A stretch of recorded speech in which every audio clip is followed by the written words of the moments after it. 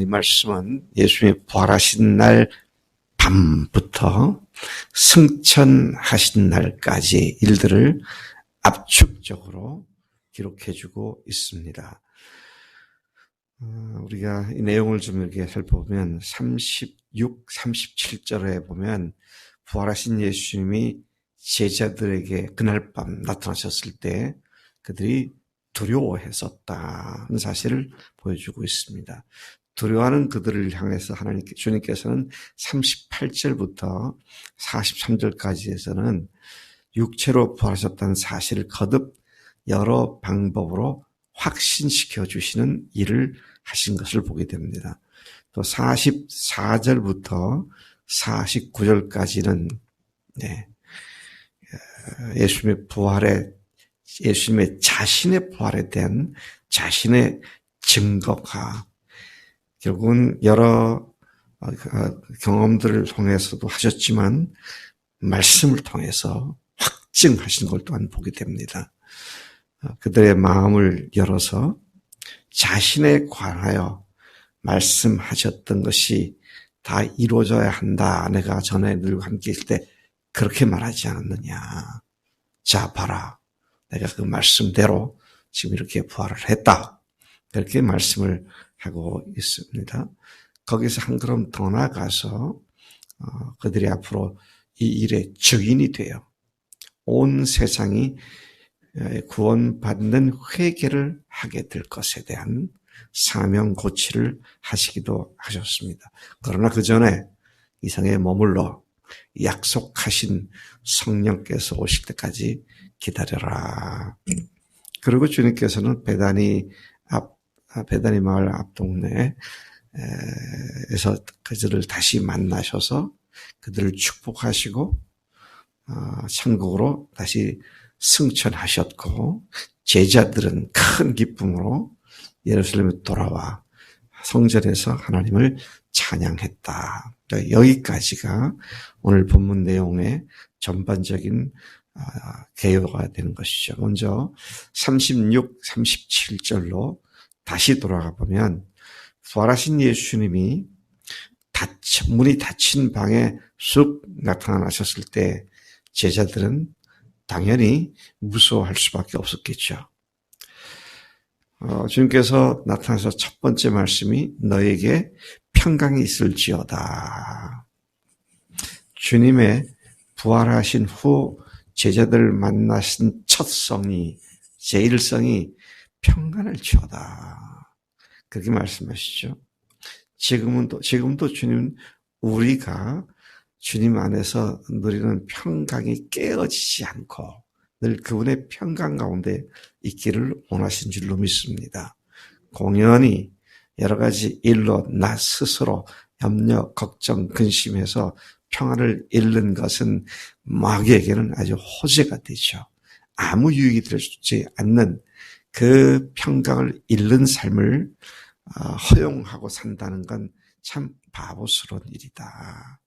그래서 여러분 늘 평강을 위하여 얽매이는 것에 매이지 않기를 힘써야 될 것이고요. 사도 바울이나 서신서의 저자들 역시 그들의 서신을 시작할 때 하나님의 은혜와 평강이 있기를 원하노라.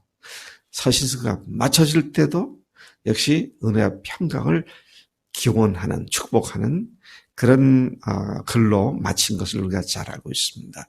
시작도 평강이고 과정도 평강이고 끝마침도 평강이어야 그리스도의 정상적인 승리하는 삶을 살 수 있기 때문에 그렇게 말씀을 하신 것이죠. 근데 그들이 예수님이 유령인 줄로 생각을 하고 두려워했습니다. 무서워했어요. 그들을 향해서 38절부터 주님께서는 결코 헛개비를 보는 것이 아니다. 내가 지금 영으로 나타났고 유령으로 나타났다고 생각을 하는데 그거 아니다. 그 아니라는 사실을 손을 내보이기도 하시고 만져보라고 하시기도 하시고 여기에 먹을 것이 있으면 가져와봐라. 그래서 그들이 내드린 구운 생선 한 토막을 잡수시기도 하시고, 그렇게 당신이 육체로 부활하신 것을 여러 차례로 증명을 해주셨죠. 네. 참 오늘 우리가 예수님을 믿는다고 영접한다고 그렇게 기도한 뒤에 실제 우리의 매일의 삶에서 이런 주님을 경험하는 것은 굉장히 중요한 의미를 갖습니다.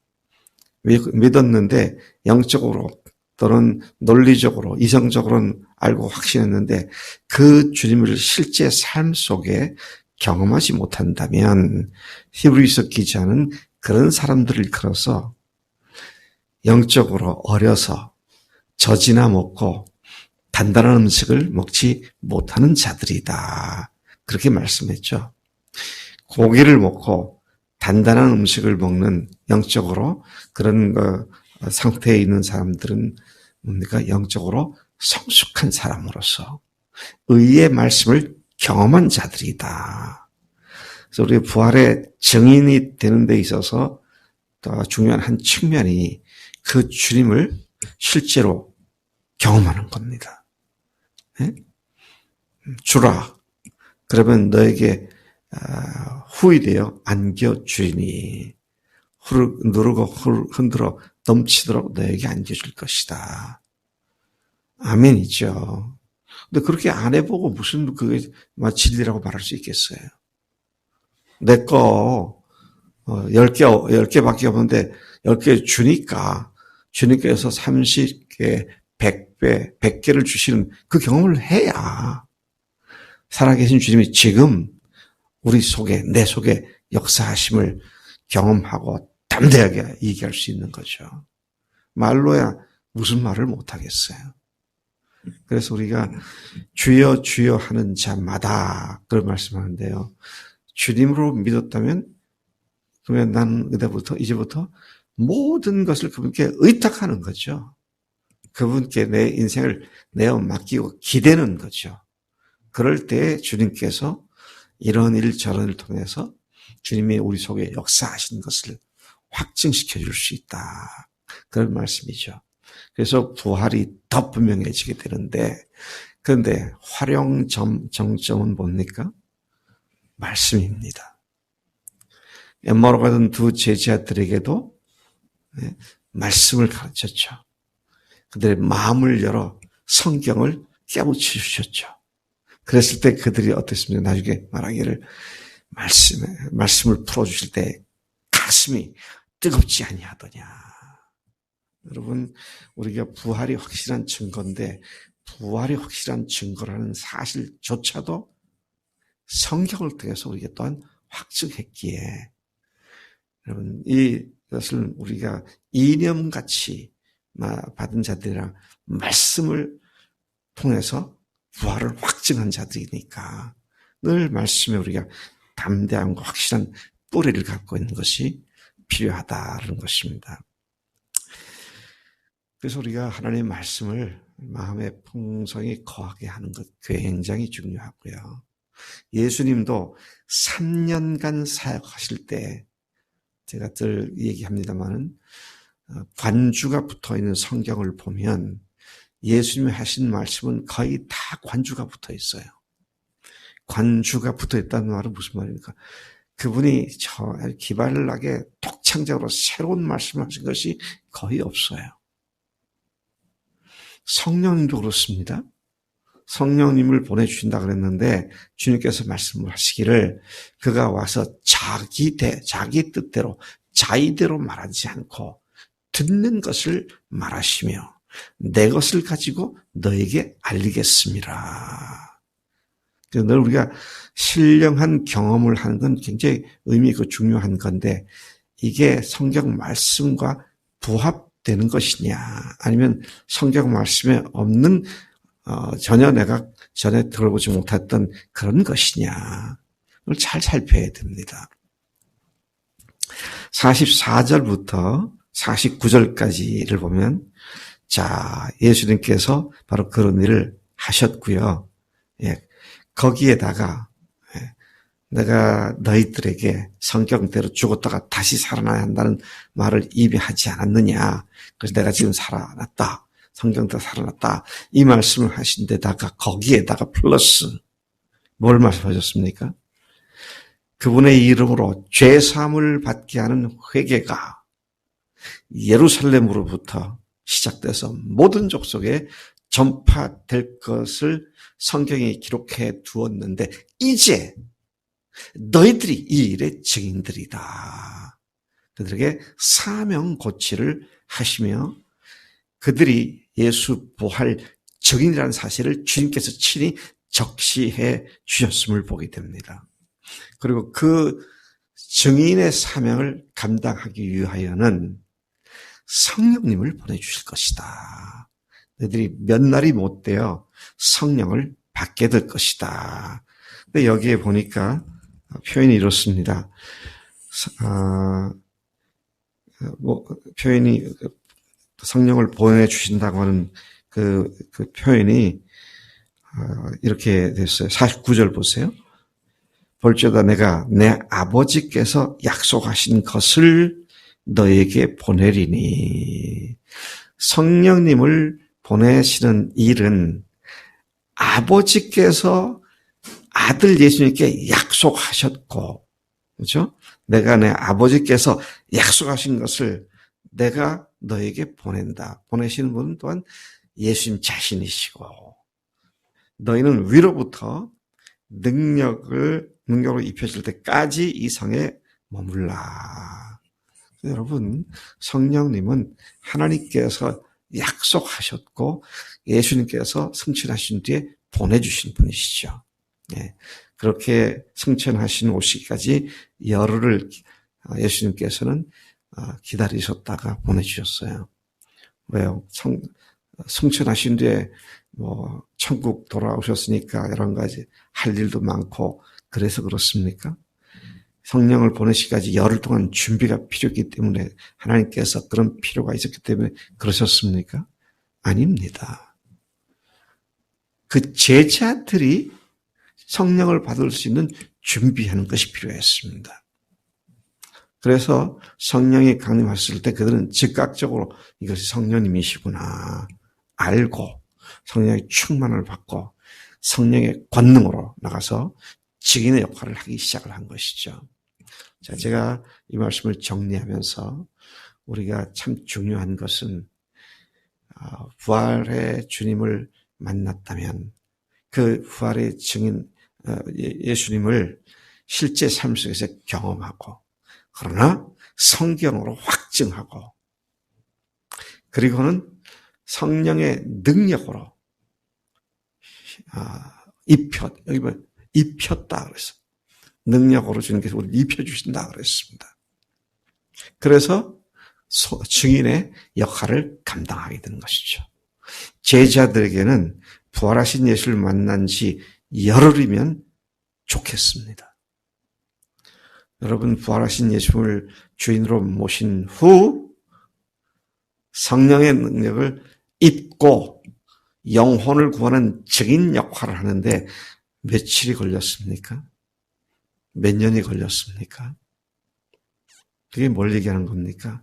성령의 충만함을 받을 우리들의 겸손한 마음, 빈 마음을 갖지 않았다는 얘기가 될 수도 있습니다. 여러분, 날마다 주님 앞에 이 성령의 역사하심을 구하고 간구할 때 주님께서 그렇게 우리를 인도해 주신 줄로 믿습니다.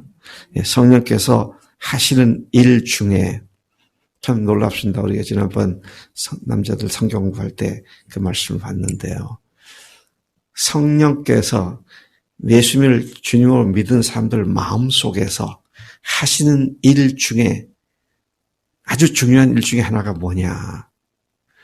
믿는 사람들을 시기하는 겁니다.